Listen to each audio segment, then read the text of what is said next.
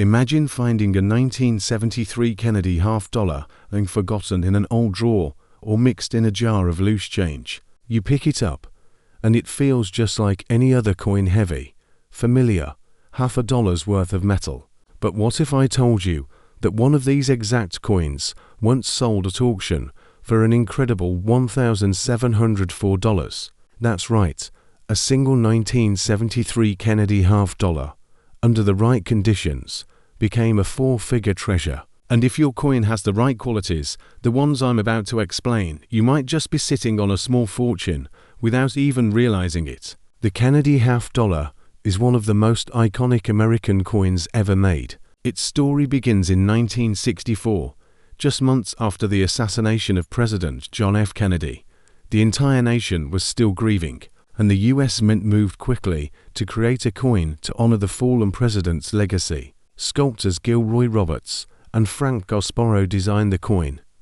Roberts created the obverse featuring Kennedy's left-facing profile, and Gasparro designed the reverse with the presidential seal, an eagle clutching arrows, and an olive branch. This design wasn't just a tribute, it was a symbol of strength, hope, and unity during one of America's darkest moments. The first Kennedy half-dollars, struck in 1964, were made of 90% silver, but rising metal prices forced the mint to reduce silver content to 40% in 1965.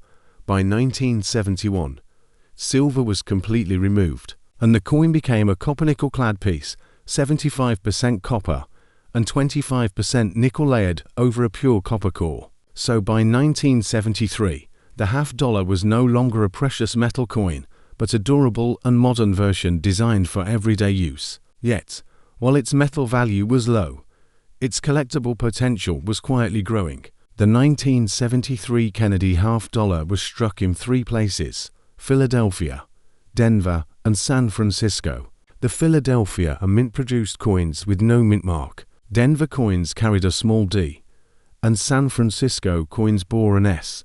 The Philadelphia mint struck more than 64 million coins that year, while Denver produced around 83 million. The San Francisco mint's output was different. It focused on proof coins, made specifically for collectors. These proofs were struck on specially polished plankets with sharp, mirror-like surfaces and frosted designs that gleamed with detail. Most 1973 half-dollars were used in circulation, tossed around in daily transactions, their surfaces nicked and dulled by decades of use. These coins, even today, are usually worth face value 50 cents. But here's where things get interesting. When a coin escapes circulation and remains untouched, its story changes dramatically. A coin in mint state condition, meaning it shows no signs of wear and still retains its original shine, becomes a collector's item. And the better the condition, the higher the value climbs. The difference between an ordinary 1973 half-dollar and a valuable one lies in its condition, rarity, and minting quality. Coins are graded on a 70-point scale, with 70 representing absolute perfection, a coin so flawless that even under magnification, it shows no imperfections. Most 1973 halves fall in the range of MS60 to MS64, which are lightly marked but still bright. However, finding one graded MS67 or higher is incredibly difficult. These near-perfect examples are what collectors are willing to pay thousands for. Take the 1973D, for example, the Denver minted version. In normal circulated condition, it's worth around $1, but an exceptional 1973D graded MS67 sold at auction for $1,704, setting a record that shocked collectors. Imagine that a coin worth 50 cents turning into more than $1,000 simply because it was preserved perfectly for 50 years. The same applies to the Philadelphia issue. While common in lower grades, a flawless, mint state piece can fetch hundreds. Then there are the 1973S proof coins. These coins were never meant to circulate. They were sold directly to collectors in special mint sets. Proof coins are graded differently from circulation strikes because of their mirror-like finish. They're valued based on clarity, strike quality, and the presence of a deep cameo a stunning contrast between frosted designs and reflective fields. Most Proof 1973S coins are worth between $5 and $20, but in perfect Proof 70 condition, they can sell for much more. Some deep cameo proofs have reached into the hundreds, prized for their immaculate surfaces and flawless craftsmanship. Collectors also look for rare errors that make a coin unique.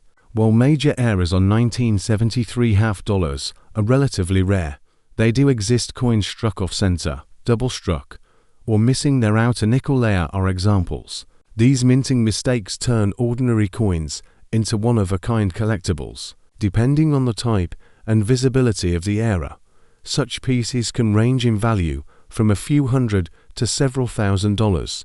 The thrill of finding an era coin adds an extra layer of excitement to coin hunting, and 1973 halves are no exception. So, how can you tell if your 1973 Kennedy half dollar is valuable? Start with the basics. Check the mint mark just below Kennedy's neck. If it has a D, it's from Denver. If it has an S, it's a proof from San Francisco.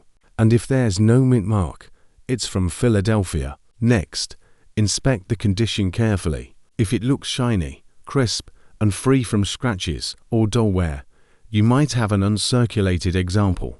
A coin with deep, clean luster and minimal blemishes could be worth far more than you think. Collectors prize coins that show a sharp strike, meaning all of Kennedy's hair details are visible, his cheek and jaw smooth and full, and the eagle on the reverse shows every feather. Even the smallest imperfections, contact marks, dull spots, or hazy areas can lower the grade and reduce the coin's value. That's why only a handful of 1973 half dollars have ever reached grades like MS67 or MS68, and why those examples command such high prices. The story of the 1973 half dollar is also a reflection of America's changing relationship with its coinage. In the early 1970s, half dollars had largely disappeared from everyday use. People preferred quarters and dollar bills, and many half dollars ended up sitting in bank vaults or collector albums. As a result,